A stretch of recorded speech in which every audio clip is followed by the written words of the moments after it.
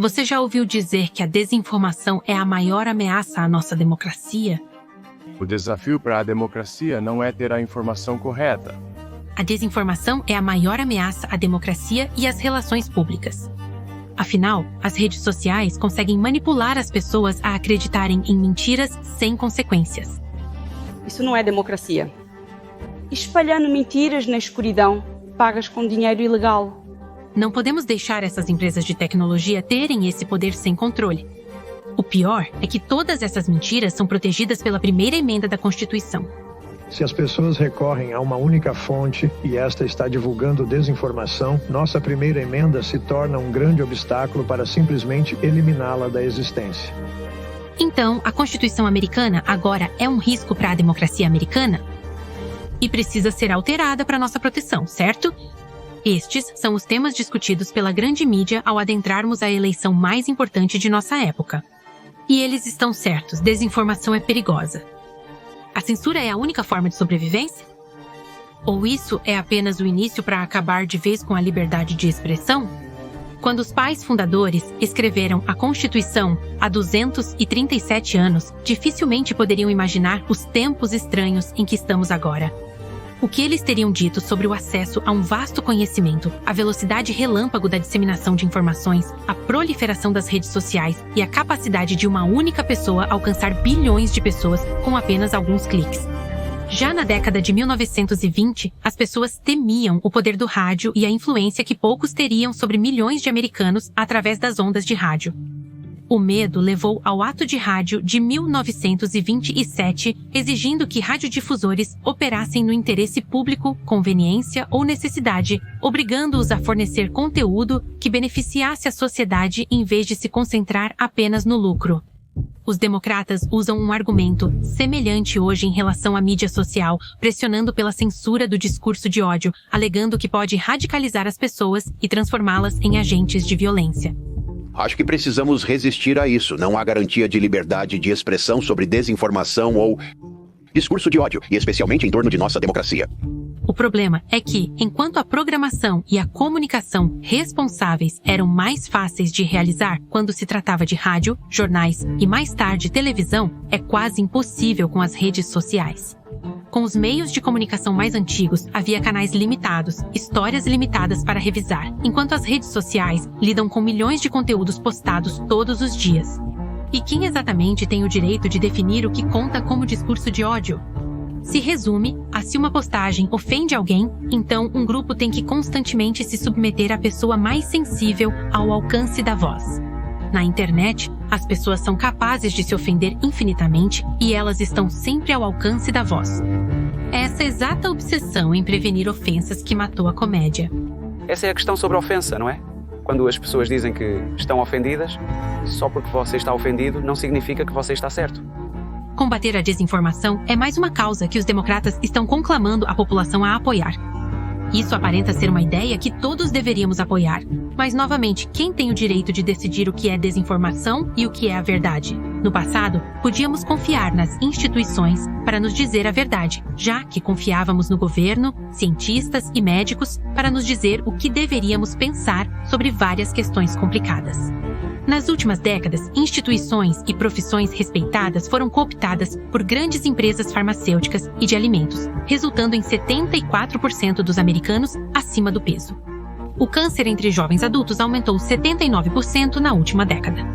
25% dos homens com menos de 40 anos têm disfunção erétil e 1 em 36 crianças tem autismo. Esses fatos são atribuídos à Dra. Casey Means, alguém que era uma das principais cirurgiãs de Stanford até perceber que a indústria médica se transformou em uma farsa. E agora, luta para mudar as formas como as indústrias alimentícia e médica estão envenenando os americanos. Restringir discurso de ódio e desinformação pode parecer atraente em campanhas eleitorais. Mas quando você chega à execução real, percebe que isso se traduz em censura de opiniões e fatos que vão contra aqueles no poder. Tem dúvidas sobre a justiça de uma eleição? Bem, lamento, não podemos permitir isso, pois se enquadra em desinformação de acordo com nossas descobertas. Você acredita que existem apenas 2 gêneros? Isso pode estar de acordo com a biologia, mas nós no poder discordamos. Então, temos medo de que isso se enquadre na categoria de discurso de ódio. Tem dúvidas sobre a segurança de certa vacina? Lamentamos informar que investigar a segurança de produtos de grandes farmacêuticas pode disseminar desinformação. Então devemos silenciá-lo. Você questiona por que uma mulher que antes se identificava como birracial, negra e indígena agora se apega à identidade de apenas uma mulher negra? Porque é especialmente benéfico para a carreira dela? Olá para todos os meus irmãos e irmãs divinos 9. Isso é definitivamente discurso de ódio, já que não vamos tolerar nenhuma crítica ao candidato que desejamos instalar, quero dizer, eleger para a Casa Branca. Usar um chapéu com o candidato adversário pode ser considerado discurso de ódio. Você realmente vai me bater? Você realmente vai me bater? Você quer ir para a cadeia por agressão? Você parece... Como Thomas. Cross. Os sentimentos das pessoas devem ser considerados. Na verdade, os sentimentos daqueles que concordam conosco devem ser considerados. Especialmente quando se trata de pessoas trans, você precisa ter muito cuidado para não ofender uma pessoa trans. Por que seu direito à liberdade de expressão deveria se sobrepor ao direito de uma pessoa trans de não ser ofendida? Porque para poder pensar, você tem que correr o risco de ser ofensivo. Observe a conversa que estamos tendo agora. Você parece estar disposto a arriscar me ofender em busca da verdade. Por que você deveria ter o direito de fazer algo tão desconfortável? Cat Newman pode ter ficado perplexa, mas os democratas entendem exatamente por que estão argumentando contra a liberdade de expressão sob o disfarce de responsabilidade, combate ao ódio e à desinformação. Eles querem limitar a liberdade de pensamento. Sua liberdade de expressão pode convencer outros a se juntarem a você, causando problemas e abalando o equilíbrio. As elites governantes prefeririam evitar esse tipo de inconveniência a qualquer custo. Na minha opinião, deveríamos revogar algo chamado Seção 230, que concedeu imunidade às plataformas na internet. Se eles não moderarem e monitorarem o conteúdo, perdemos o controle total. Ao criar novas regras de comunicação, não baseadas na importância de buscar a verdade, mas sim em atender aos sentimentos, eles conseguem usar a disposição de alguém de se ofender para limitar pensamentos que não são propícios ao seu controle. O argumento da desinformação é o mais poderoso que eles têm em seu arsenal porque eles estão corretos. De fato, a desinformação é prejudicial. Se parte considerável da população acreditar em uma inverdade, o dano pode ser catastrófico. Isso pode levar a fragmentação, polarização intensa, tumultos e, pior ainda, uma guerra civil. É esse medo e talvez algumas ameaças ou incentivos adicionais que levaram o Facebook e o Twitter a cooperar com os democratas em sua insistência em moderar o conteúdo em suas plataformas. Mas é interessante como o impulso para prevenir a desinformação permitiu aos democratas suprimir a verdade sobre o laptop de Hunter Biden sendo revelado antes da eleição de 2020, algo que teria prejudicado massivamente as chances de eleição de Biden. Ame-o ou odeie-o, mas a aquisição do Twitter por Elon Musk tem sido incrivelmente importante para a preservação dos valores americanos de liberdade de expressão e pensamento. Com medo de sua insistência em criar um ambiente onde as pessoas podem falar livremente sem enfrentar retaliação, a mídia mainstream e os democratas fizeram tudo o que puderam para convencer as pessoas de que Elon é estúpido, perigoso e basicamente está levando o Twitter à ruína. Mas você só precisa ouvir o próprio Elon para entender por que ele está fazendo o que está fazendo. Temos a responsabilidade de cumprir a lei. Se as pessoas querem mudanças, devem conversar com seus representantes eleitos para alterá-la e então nós a cumpriremos. Mas se você quer que nós vamos além da lei, isso é nós decidindo ser censores? Sou contra a censura e a favor da liberdade de expressão. A liberdade de expressão só importa quando pessoas que você não gosta dizem coisas que você não aprova. Caso contrário, ela não tem nenhum significado. Deveria haver barreiras de proteção. E eu acredito na liberdade de expressão tanto quanto você. Você deseja desesperadamente a censura.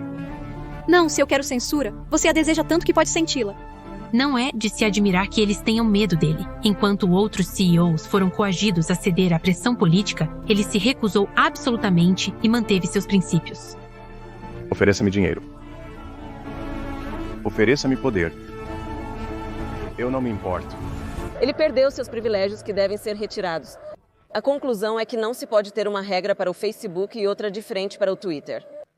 A mesma regra deve ser aplicada, que é a de que deve haver uma responsabilidade colocada nesses sites de mídia social para entenderem seu poder. Eles estão falando diretamente com milhões e milhões de pessoas sem qualquer nível de supervisão ou regulamentação, e isso precisa parar. Se os pais fundadores nos vissem agora, vissem tudo contra o que estamos como sociedade, como nação, eles ainda insistiriam que preservássemos os direitos conforme estabelecidos na Constituição, especialmente a liberdade de expressão. É verdade, a disseminação de desinformação é preocupante, mas a censura apenas cria oportunidade para mais desinformação, exceto que desta vez orquestrada pela elite governante. Eles podem coagir, coordenando a retirada de anunciantes. Eles podem ameaçar oponentes usando os tribunais, ou até mesmo colocá-los em listas de observação. Mas o pior de tudo, eles podem ameaçar os pensamentos e opiniões dos próprios cidadãos que deveriam servir. O único antídoto para a desinformação é mais informação, mais discurso, mais discussão. Precisamos de mais vozes como a Dra. Casey Means, disposta a compartilhar seus conhecimentos. Precisamos de políticos como Tulsi Gabbard e Robert Francis Kennedy Jr., que enfrentam até mesmo o próprio partido. Precisamos de pessoas como Joe Rogan, dispostas a ter longas discussões sem edição com outros, independentemente de concordâncias. É crucial que a população não apenas aceite informações superficialmente, mas também se engaje no pensamento crítico. É exatamente por isso que os pais fundadores defendiam uma população amplamente educada. Apenas a educação pode ajudar as pessoas a discernir a verdade com o poder do raciocínio, ao avaliar a qualidade das ações e palavras de uma pessoa e separar a desinformação da realidade. Infelizmente, nosso sistema educacional falhou com os cidadãos, e as elites governantes rapidamente tiraram proveito disso, expandindo sua influência por meio de propaganda e manipulação. As pessoas caem nisso em parte porque há tanta informação. Somos constantemente bombardeados com muito conteúdo, manchetes e opiniões, todos competindo por nossa atenção. Mas temos que aprender a bloquear tudo e focar no que importa. Antes de votar em novembro, não permita que ninguém o intimide ou o faça se sentir culpado pela sua escolha. Não se deixe influenciar por clipes editados e avaliações tendenciosas nos meios de comunicação. Sim, isso pode ser uma fonte de informação, mas não a única. Mergulhe por conta própria. Procure o máximo possível de argumentos opostos. Ouça atentamente as entrevistas e discursos dos candidatos e veja qual verdade você pode chegar por você mesmo. Nossa república inteira, e sim, somos uma república, não uma democracia, é construída sobre o ideal do direito de um indivíduo de falar, mas mais importante, sua liberdade de pensar. E não vamos deixar que as pessoas obcecadas em manter-se no poder nos tirem isso. Além disso, agradeça a Deus pelos pais fundadores e sua sabedoria por nos dar o grande presente que é a nossa Constituição. Vamos seguir à risca essas instruções. Agradeço por ouvir. Até a próxima!